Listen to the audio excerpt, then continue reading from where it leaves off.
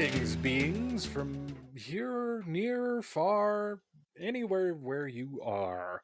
This is This Week I'm Learning, the podcast where we learn and reflect on interesting things through the week and bring all of those interesting things back here for all of you fine beings and folks and whatever else you prefer to be called or identify as. This is episode 96, recorded August 29th, 2022, and I'm your host, Brandon Vader. Today we are joined once again by Cody Stratman, also known as Psychonitrous. Down. Welcome back, Mr. Learned College Thai person. Thank you. Yes. Wow, I can't speak apparently. I lost my ability to speak English. Put pasa Angrit me die. Down below him we have Tim Rhind, also known as Fag Frang, and down below me we have Colton Roper, also known as Seeker4761. That is the amount of lines I just had to individually select inside Fusion. Nice. I love it. We're keeping it alive. It alive. Excellent. I'm trying to. And that's honestly probably not that may be only off by about 10 times. So many lines. Because Fusion. Yep. Anyway. Yeah. So we are going to have just three speakers today. Do we introduce our... Oh, sorry. Go ahead. My bad. You know what you're doing. My bad. Oh. Yeah. Yeah. I think. Oh, wow. I wasn't paying attention. Yeah. Tim, did he introduce you and I'm just dumb? Yes, he did. God damn it. Yeah. I'm dumb. I'm actually with Colton on this one. I am also dumb because I didn't hear it. I missed that somehow. Yeah, I went Cody, then Tim, then Colton. Shit. Monday morning or Tuesday morning? Who knows? It is a Monday night for us here, but Tuesday morning for you fine folks over there. But we are going to go back to the 3-speaker rotation. Tim is going to be our peanut gallery this time. But Cody is talking about finally organizing the inorganizable. I think I should have put un instead of in, but whatever. Again, I don't know English anymore. Organizing the things that can't be organized. How about that? That sounds a little bit wordy, but anyway, it's all good because Colton is going to talk about OnlyFans.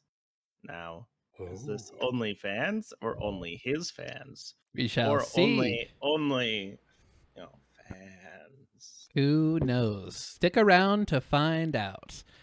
Also, if you stick around, Brandon will be talking about how Obi-Wan, you were the reason for so much frustration. O.B.1. Yup. So much frustration. Must be work related. No, surprisingly not. I mean, it might be eventually, but not right now. Probably somebody's work somewhere. Oh yes. So much. It's not wrong. So anyway, Cody, tell us about organizing the inorganizable. So, I, like many individuals on this planet, ever since the ages of Hotmail, have now started back in 2009, 2007, something like that. I used Gmail. And if anybody is aware of Gmail typically people use when they organize their email, like if you've got a company email, you've got like Exchange or something like that, typically you've got folders and you put emails in folders with rules, right? That makes your life a happy place rather than a miserable place. Well, I looked at my email recently and I was like, okay, I've got 9,000 unread messages in my inbox. It's time to do something about this. And unfortunately, that whole folder structure thing that you're used to with Exchange, Gmail is like, no, we're not going to do this. And I think I figured out why they do it the way they do it. First, let me describe what they do instead. You mean they're not? You can do folder organization in Gmail, but you're talking about using your Gmail. You can't do the rules. You cannot do folders in Gmail. You can do labels. Yeah, it's basically the same though. No. It is not the same thing. It is most certainly not the same thing. Because when you have folders, you take it out of your inbox and into a folder, right? It no longer exists in the inbox, and now it exists in the folder, okay? With labels... Have you looked at filters? It's not the same thing? Yeah. No, we're going to get there. Okay, We're going to get there. I've got it. This is going to be longer than 5 minutes. I can tell already now. I'm sorry. I introduced this morning and be like, this is going to be short, but no, I feel it. I feel it boiling within me. Okay. Maybe I'm wrong. Because I did this, admittedly. I started this at 11:30 last night when I was like, okay, I got to deal with something about this because I was trying to find some sort of document or something in my email. Anyway, and I spent until about 2 a.m. doing this. But so the way that it works is you have your inbox, and then Gmail has these categories, and the category is like social, so the only real, social, promotions, updates, and there's something else too. And those actually are folders, because if it's in one of those, it is no longer also simultaneously existing in your inbox. So they do have folders, but they're unchangeable, and that's how they work. You can move stuff in between those folders. Actually, those are folders. I didn't mean to air quotes that. Let me unair quote it. I'm not gonna be turn them around. Trivia on A from Friends. So like this, you do it like this. Yeah, I'm sorry. Anyway, Friends people will get that reference. But so last night I decided, you know what? And I always had this like feeling that I was going to not like labels. And I was right and wrong at the same time. So let's talk about how I was wrong. Because in Gmail, you can create these labels, which will basically, it sets a tag on the message in whatever color you want that this is under this label.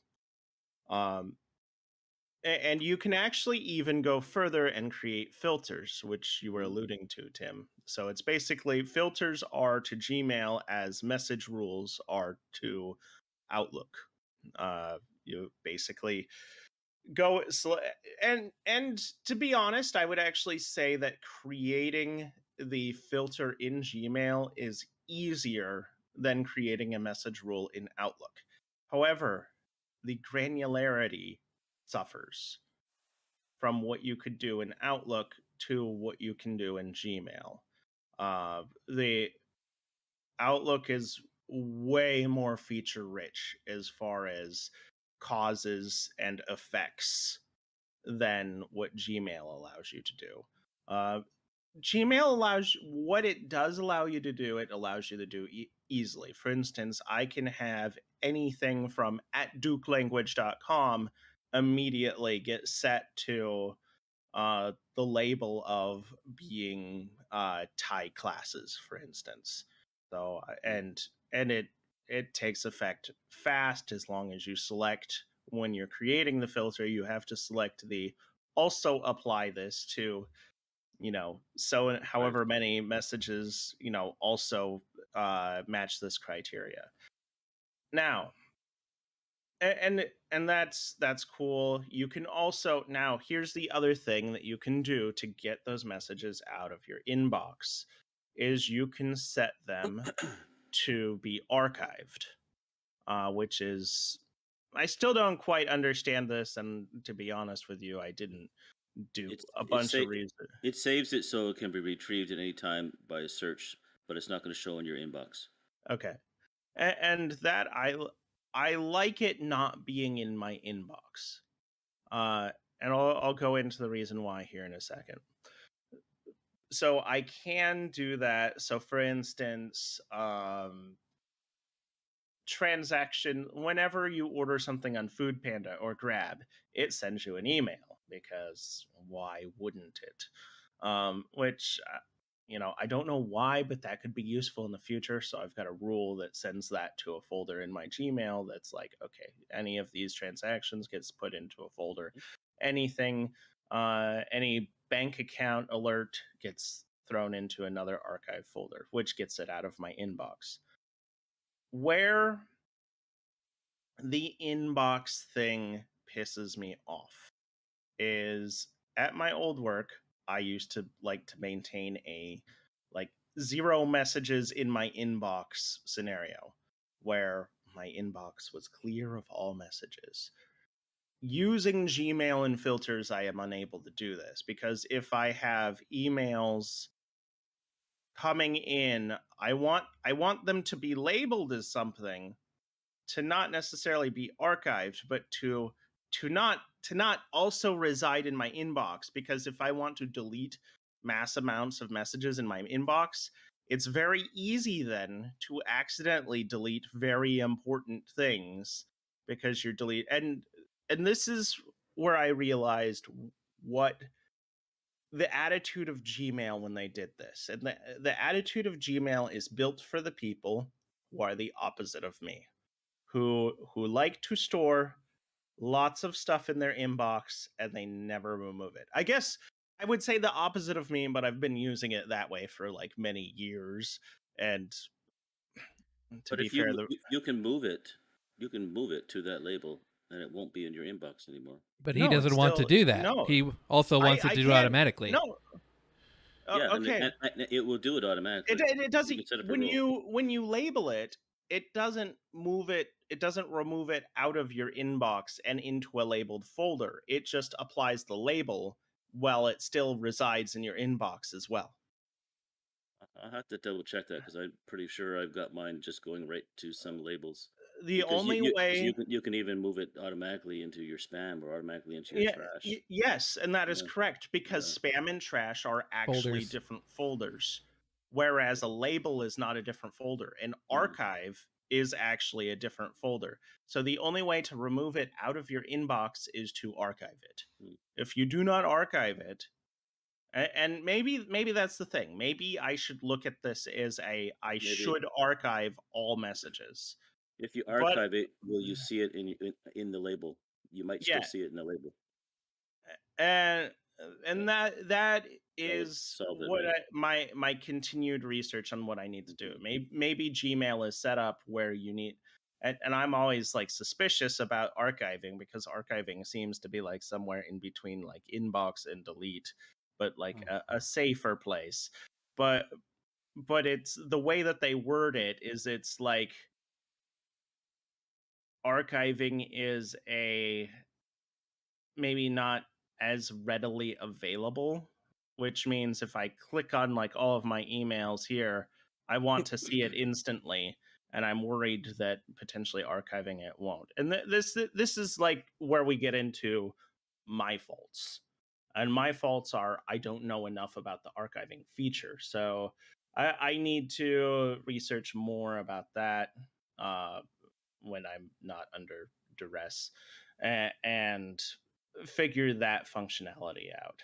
But as of right now, just having the labels in there, if this works the way I think it works right now, I'm not crazy about it, because if you hit the checkbox at the top to like select all messages for deletion, it's very easy to accidentally select something you want. Whereas back in the ways that I used Outlook, if I selected all the messages in my inbox, it would not also select stuff that was in my, another folder, because it was another folder. It wasn't in,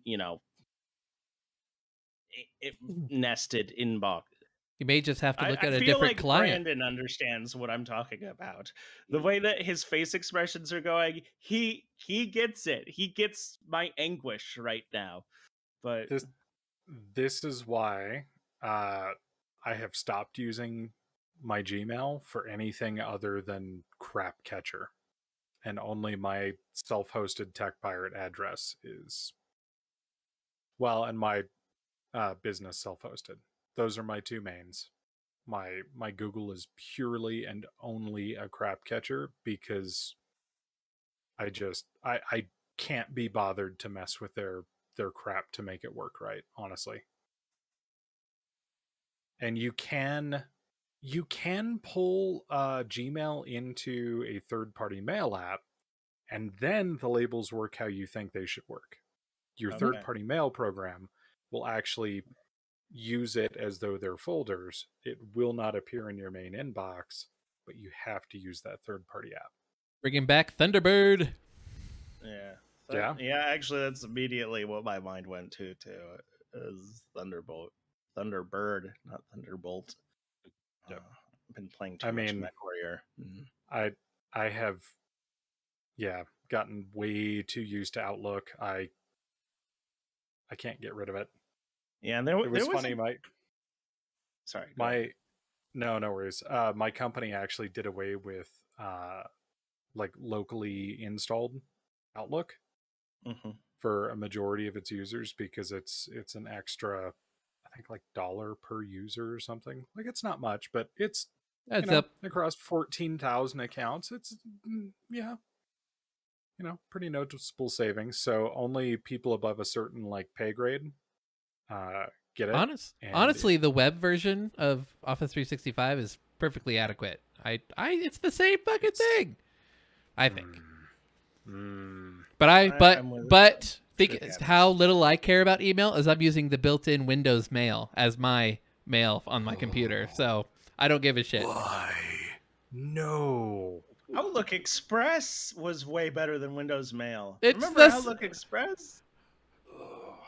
No, I do, and I remember what a pain in the ass it was to like save everybody's settings and save their mail archive and then try and get them off of that. Just use the tools you have. Here's the thing. There. Okay, sorry, we're going down a slight rabbit hole, but here's the thing that I remember about the Outlook Express days is Outlook Express, when you were going to move people's email over, it saved each individual email message. So you would just move that over. Well, Brandon's can make that grimacy face. If you had somebody back in the equivalent Outlook period, it was much worse because if your PST folder or your PST file got over 4 gigs in size, you would have all sorts of issues when you tried to import it back in. Now it's 50 gigs. Like crazy amounts of issues. So honestly, the Outlook Express version was better. Now, as far as like a full-featured application, Windows Mail. Yeah, Woo! Outlook. You're gonna say, let's go back to the Windows Vista one, the Windows Live Mail, which was the only one that was worse than Windows Mail is Windows Live Mail. I have had so many problems. I've had so many goddamn problems with Outlook in my job, and I've never had one problem with Windows Mail. I'm just saying. Okay, so what? I'm not mocking because I don't know what AOL Mail is like these days, but I was surprised to find out that it still exists. Oh, yeah. I'm gonna have to go back to like Eudora or what was the other one? The one with all the weird like creatures and stuff that came onto your screen. I started off with Pine email. It's Linux based. We actually used that a little bit at Internet Colorado. Yeah, I remember. God, I remember some of the command. Well, I don't actually remember the commands, but I have like faint memory of like doing something in Pine. God, too long. Anyway, Colton, I believe it's time for you to lighten the mood or dry off the mood or wet the mood. I don't know where we're going to go with this. Thank you for that enthusiastic intro, Cody. It's appreciated, my friend. So no, this isn't going to be that kind of OnlyFans. I'm sorry, you pervs out there. But you'll just have to convince Brandon there to do a dirty 3D printing OnlyFans, which we're going to get him to do one of these days. But no, I am literally talking about fans. Literally fans. The kind that dry, as Cody said. I feel like we've made that joke before, but 96 episodes, they all start to blend together, so who knows on that one. But specifically, I wanted to talk about how most fans have a speed selector switch with the order of off, high, medium, low, which for some OCD people is truly a goddamn nightmare. Can I ruin this topic? No, you can ruin it. Not this week. That'd be no. I know you know why. It actually makes perfect sense why. Don't ruin it. Ruin it. What do you think? Let's see if you're right. No. I was just going to ask, are you going to talk about why the high is next to the off? Exactly. That's exactly what I'm going to talk about. And you probably know why, I'm assuming. Or at least you can guess. I don't. I probably could guess, but I'm going to be nice. Chop your fingers off? Easier to find the off button. I bet it has something to do with the way the switch itself works. Oh, like we're talking about like fans, not like a fan that goes like a ceiling fan or like a fan, or like a standing oscillating fan. How high is always right next to off. Okay. That is what we're talking about. That's the exciting world we're going to be here for the next 10 minutes. Whether or not mine is like that or not. What happens if you have buttons run the other room rather than a dial? Like, is mine are buttons, yeah. Stay tuned. You might find out. Buttons. Oh. Okay. So why is it that way? Because we're used to it. That's pretty much actually the reason. But more accurately, it actually has to do with how electricity works and how electric motors work. At its core, electric motors are basically magnets and therefore are essentially magic. Specifically, magnets and magnetic fields, we spin those in order to generate electricity. That's basically how we do anything with electricity. There's always a spinning magnet somewhere along the line, somewhere in the whole system. But it turns out getting that magnet to spin is actually not that easy. Now, you have two main components of a simple electric motor. You have the rotor, which is the spinny bit, the official term, the spinny bit, and you have the stator, which is the stationary bit the rotor rotates within. It's that big circle that's around, that's encompassing the rotor. Now again, the spinny bit is a bit difficult because normal household electricity does not spin in any way. It actually pulses. But a little bit of a side note here. I found out about... Changes direction. Yeah, pulses. Yeah, it's pulsing, but no spinning. But there is electricity that does spin, or at least we can manipulate it to spin. It's called three-phase power. It's used in like massive electrical grids, like those giant transmission towers that you see. That they're really good at transmitting power over long distances. And something that I didn't realize is that the wires always come in multiples of 3 because of the three-phase transition. I never thought about that, but it's actually true. I've never seen a picture that doesn't have at least 3. It's why sometimes they look like they don't look even, which again, if you're OCD, kind of bothers you, I'm sure. But it turns out there's a reason for that. So kind of interesting. Again, extremely efficient over long distances. So now those phases are offset by 120 degrees within the waveform, or at least how the pulse happens, for lack of a better term. Due to math and other physics, it is... So while each individual phase does not actually create any sort of spin or rotation, the process of the phases following each other in the waveform actually creates a strong rotating magnetic field. So big industrial motors and motors of electric cars actually use this property to make themselves go vroom. It's actually a very powerful and very efficient way. It's why when you hit the gas of an electric car, or the pedal, the accelerator, whatever you want to call it, it happens instantly because the power is right there. The torque is right there. There's no lag. 3 phases. Boom, boom, boom. Very interesting. But back to the original topic, OnlyFans. How does a typical fan rotate if the electricity in most, at least American domiciles, is only a single pulsing phase, or back and forth as well? It turns out you need what is known as an induction motor. Now, the horribly dumbed down main difference between a 3-phase motor and an induction motor is that an induction motor is not self-starting, while a three-phase motor starts rotating as soon as power is applied, which is why it's used in industrial and electric cars, because again, just goes. And the torque is there right away. So how do you start an induction motor without three-phase power? Essentially, you cheat. You can use capacitors, you could use shaded poles. Hell, you could even actually give it an actual push, which back in the day is kind of what they actually did. But you have to start the motor before the actual induction of the electric motor officially takes over. Use capacitors or something. One more time? Don't they use a capacitor to build another charge?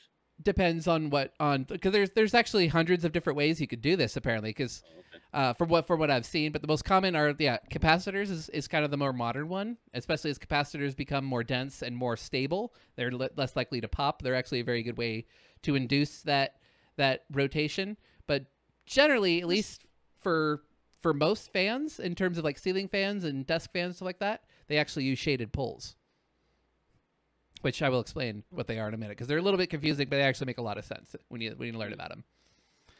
So, again, most common way, shading poles. So, basically, if you take 2 bits of copper on opposite sides of the stator, which again is that circular bit around the rotor, if you take that, you add power to the copper bits, and then you also add a field coil, which is outside the motor. Essentially, you create what is known as flux, and which in turn forces a fake rotation of the magnetic field. Essentially, the difference in the field coil and the 2 electric or copper poles in the actual stator will actually induce rotation just for a horribly tiny amount of time, but it's enough to actually get the motor started, at least with induction. Again, so kick starts the induction motor, and then boom, you got a fan. But that doesn't answer why fan settings are all still wonky, why it goes, at least traditionally, off high and then medium then low. Well, this cheating to create rotation is still a very, very weak force relative to the three-phase power, or even friction itself. It's still a very weak force.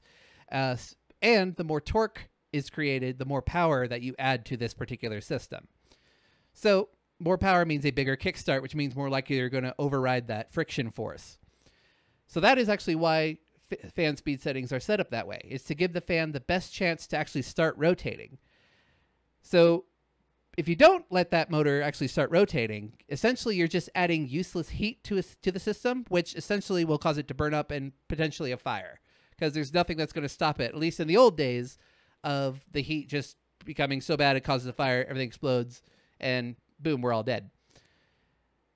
And again, it apparently used to be a bit of a problem. Yeah. Bit of a problem if you had a ceiling fan that was on low speed, which people had all the time, especially here in Arizona, particularly because it's hot as hell. Say a power outage happens, because again, it happens a lot in Arizona because it's the desert and monsoons and stuff.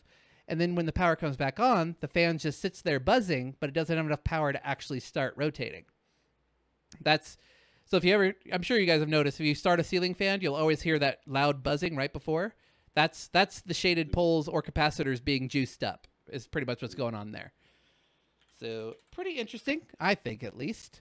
Modern fans don't actually really have to worry about that because, well, now they're required to have overheating protections, overcurrent protections, all that fun safety junk.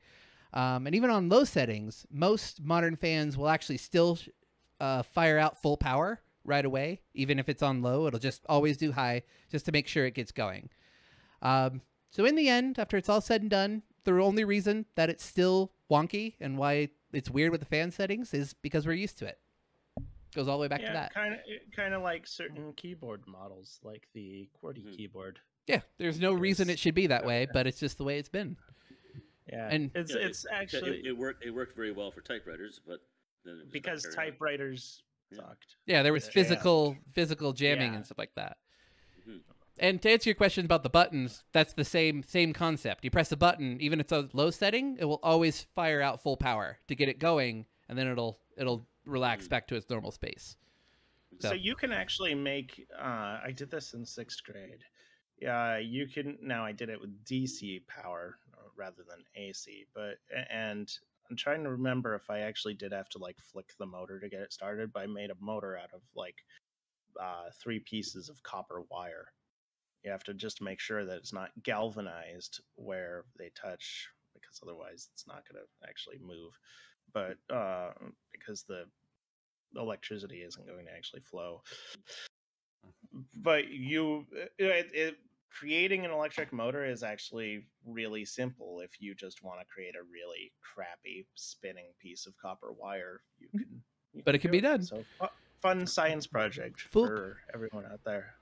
There is a third type of motor that's general. It's a brush. They use as brushes, like power tools and stuff. That's why you see, like, when you hit a power drill, you'll see the little arcing and stuff. That's the brush colliding with the, I can't remember what it's called. It's not the rotor. There's an official term, but no, there's another term. It's another bit of it, but super loud, super inefficient, super powerful, but super not for fans, and that's why they don't use that type. And again, but induction motors, cool. But yep, fans, only fans, fun shit. More interesting than I thought, honestly. And a big shout out to the Technology Connections YouTube channel, which I relied heavily on for this topic. Oh, I love that channel. That guy's awesome. Yeah, Link is down below. That has been in my feed for like the last week and a half, and I've just been like, I've had him for a couple of years. Yeah. Oh, yeah. You mean that episode? Yeah.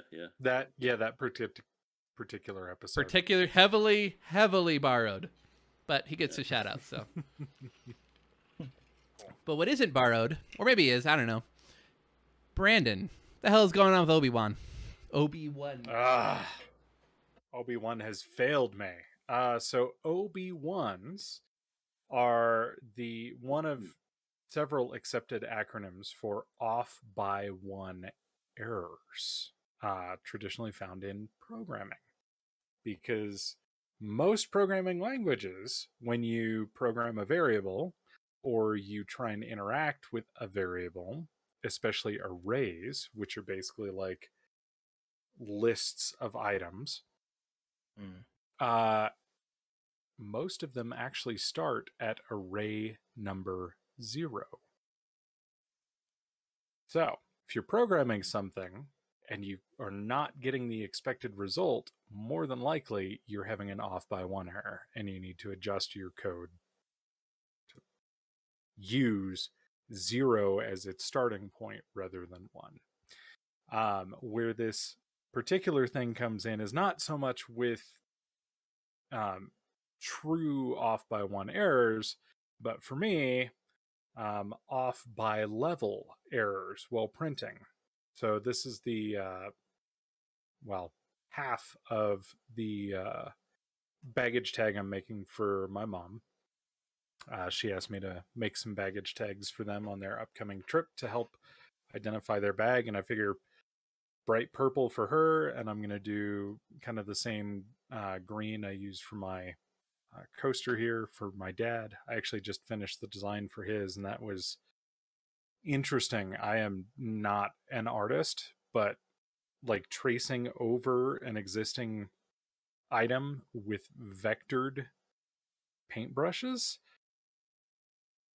is very interesting. iPad for the win on that, absolutely. I actually got his in. Let me see if I can get that going while I talk about the rest of Off by One. So one of the interesting things I found with Cura, and I don't know if it's specific to Cura or if other G-code generators or G-code slicers do the same thing.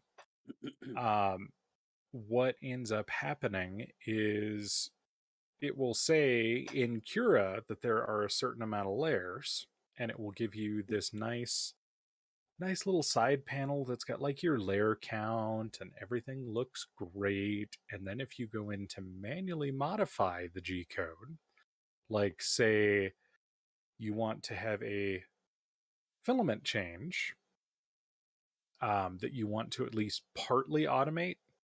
So the code I created will move it away from the print, keep it there for 4 minutes, which is about the time that I figured out takes me to recognize watching, okay, it stopped, sprint out there, pull the old filament out, put the new filament in, purge it to make sure that it clears to the correct color, pull the excess, and about that time it starts dropping down, running some prime lines, and then it will raise up and resume printing.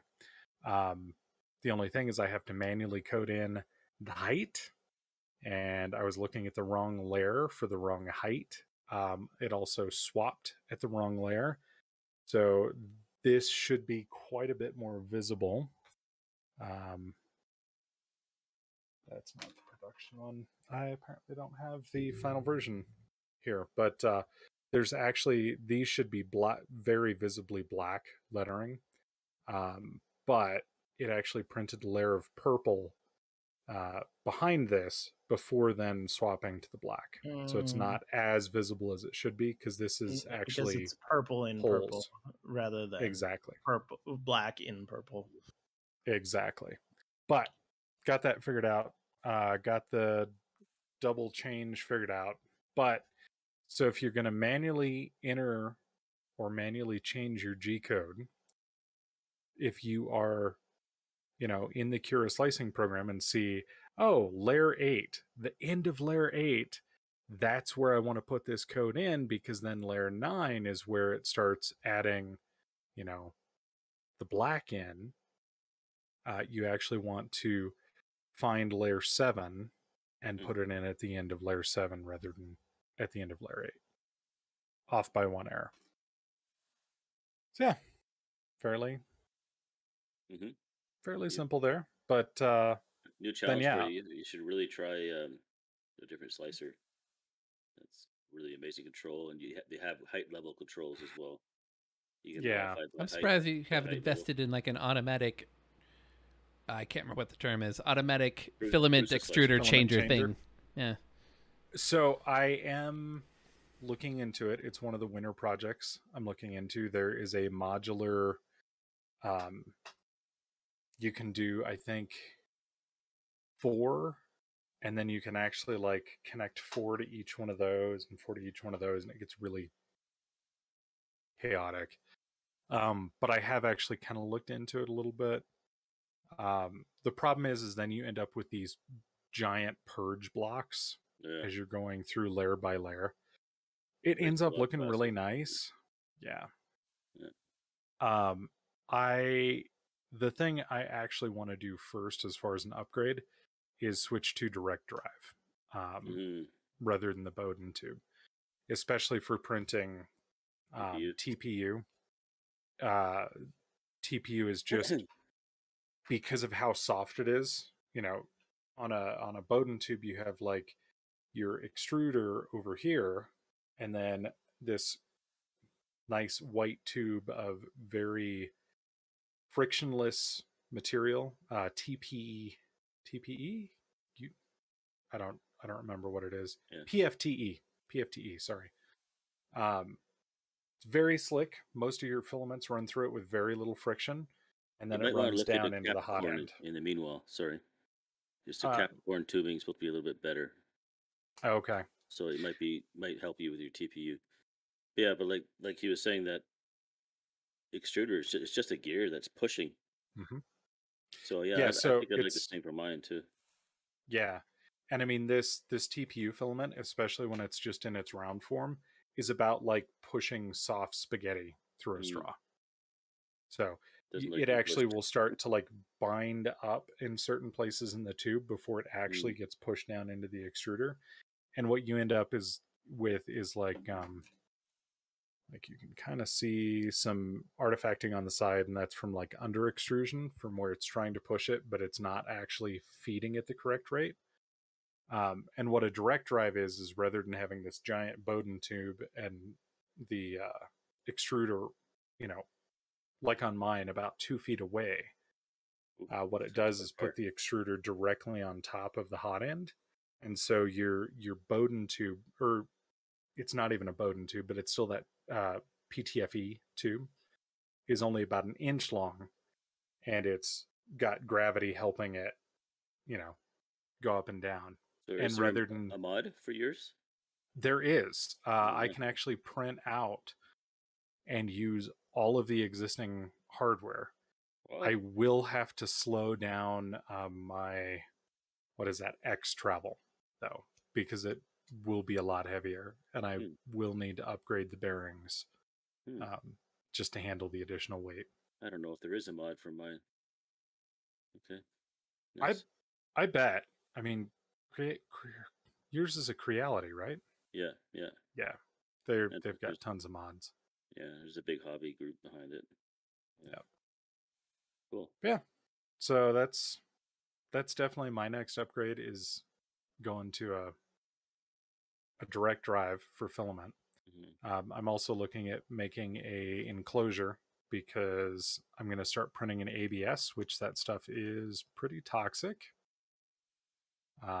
You don't really want to be breathing that in right there in the living room, you know? Yeah, you need to vent it as well. Yep.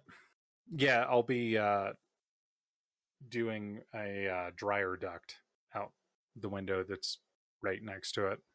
And then once I do that, I should be fairly set for a little while. But I did get a new filament in that I'm really excited to play with, that I also need to make sure to vent the house pretty well. It is carbon fiber impregnated polycarbonate. Should be heat resistant to about 150 Celsius. Sounds like a drone print plan. Yes.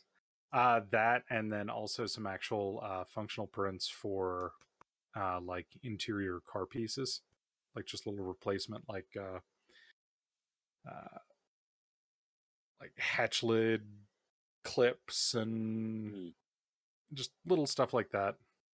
I'm still interested to see how this drone print's gonna work, because I can tell you from my experience with crashing the drone and everything, and up till the crash, that you witnessed, like crash against metal poles and stuff, I was happy to have the carbon fiber parts, and it's not like that's the most expensive part of a drone too. Yeah. So I'm interested to see, but I have a wow, sneaking suspicion. I have a theory. I have not a prognosis, like thinking ahead of the time. What is that called? When theory. You think ahead. That is a prediction. Theory. Okay, prediction. Thank you. All right. Seriously, I'm losing like English words. Hypothesis. I was gonna say hypothesis. I guess. But yes. Anyway, I have one of those. You have a thing that the drone will work for you. That it's going to become very interesting the first time that you smack it against something, and that it might not break, but it's going to deform enough where your drone's going to fly very odd after that. Yeah, it might.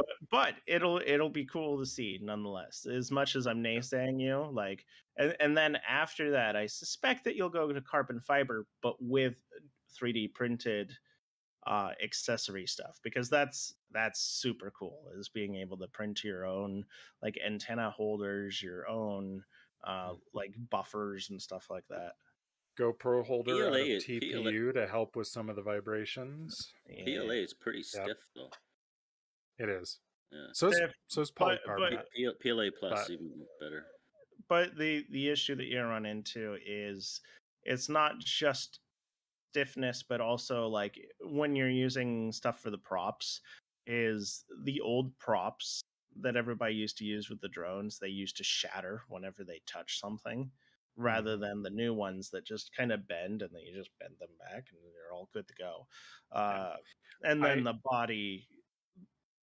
body, you'll have the same issue with shattering, or when you hit something, warping. And then the other part about it is the strength to weight ratio of carbon fiber is pretty much unmatched.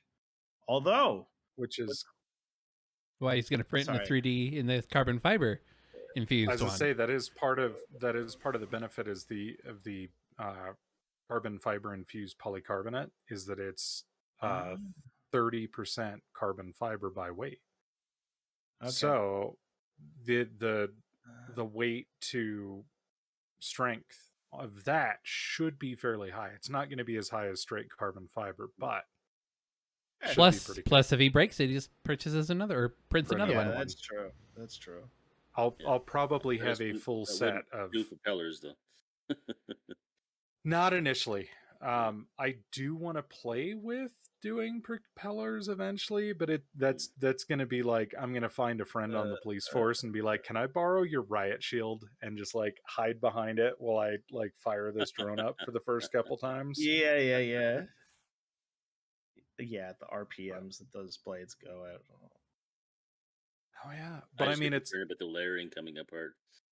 Yeah, well, I mean that you'd have to be very careful about like how your layer lines are in the you prop. might want to do finer line, finer resolution.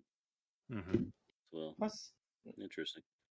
Yeah, the cool thing about I'm still, I'm late to this 3D printing party because I know you guys have been talking about it for quite a while before me, but like some of the cool stuff about being able to 3D print is just being able to 3D print.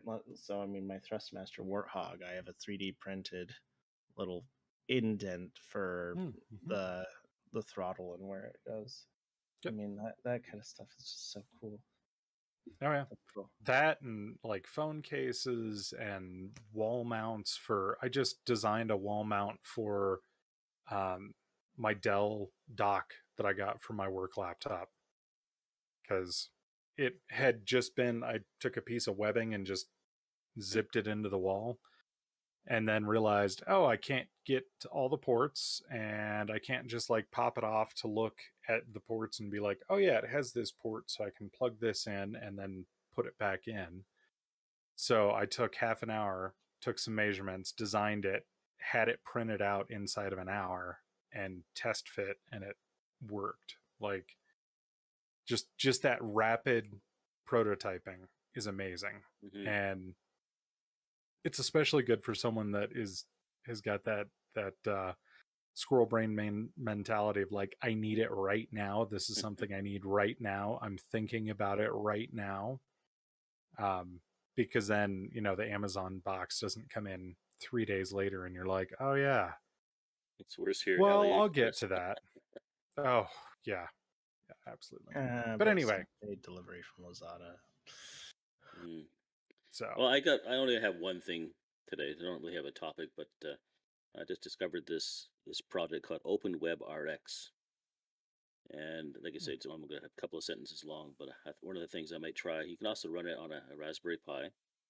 And basically what it is I can set up a receiver that you can log into, and more than one person can tune that receiver at the same time because it's a wideband receiver. Oh. And this is for your SDR. Yeah. And you can listen to whatever may be there. So I might set it up on the ham bands. There's different decoders you can do. I think you can do FD8, which is a digital mode. You could even do what's called Whisper, which is a propagation testing mode.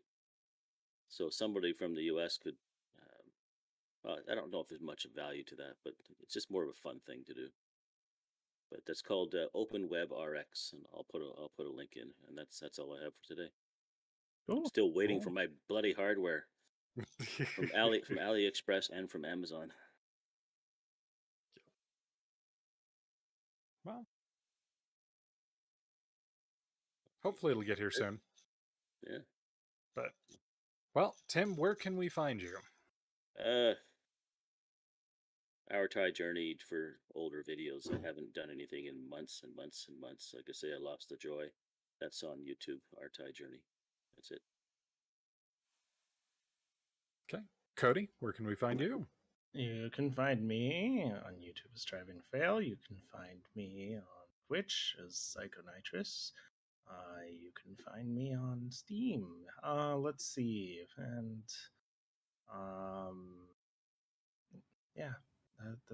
Instagram. That's probably the thing that I've been doing the most lately because I'm actually doing something. You can find him in various bars in Bangkok. Yeah. Let's see. So Instagram, I think I'm Zito Valdare on Instagram. XIITOVALDARE. So if you want to see pictures of cow soy wagyu, Insta babe. Still cheaper than cow soy in the US. Still cheaper than that. 500 baht cow soy, still cheaper than cow soy in the US. So, hey. Colton, where can we find you? My name's Colton Roper. You can find me on all the socials as Seeker4761. Stream pretty regularly on twitch.tv/Seeker4761. And I am also a contributor to thetechpirate.net. And who else is a contributor, at least has been, and also is the owner, is Brandon. Where can we find you? I am Brandon Vader, also known as Captain Dracanis, also known as Captain's Bed. You can find me on Patreon, Captain Dracanis. You can find me on Twitch as Captain the Dracanis, wherein I stream games, which I've been really bad about lately. You can also find Captain's Bed on Twitch, which currently I'm waiting for a new wiring harness from China before I feel comfortable actually doing any bigger prints and having anybody watch it. I have had several failed prints, which is frustrating, but we're getting there. And just to clarify of what Captain's Bed is. Would you like to be a bedmate, Cody? You can be an all-access bedmate. As I said, Tim and I are going to get you to do that OnlyFans. It's going to happen. You know, if I get enough Patreons, I will start an OnlyFans and do weird. I mean, Linus for people in the weird one, so yeah, we'll see. I don't know. TPU's pretty flexible, but I don't know. Anyway, where'd my notes go? Losing my notes, losing my mind. Thanks for joining us on this episode of This Week I'm Learning. You can find us wherever you listen to your podcasts, as well as on YouTube as This Week I'm Learning. For you social media peeps out there, you can find us on Twitter at ThisTWIL. If you'd like to contact us, you can of course send an email to twil@thetechpirate.net. We'll see you all next week. Bye-bye.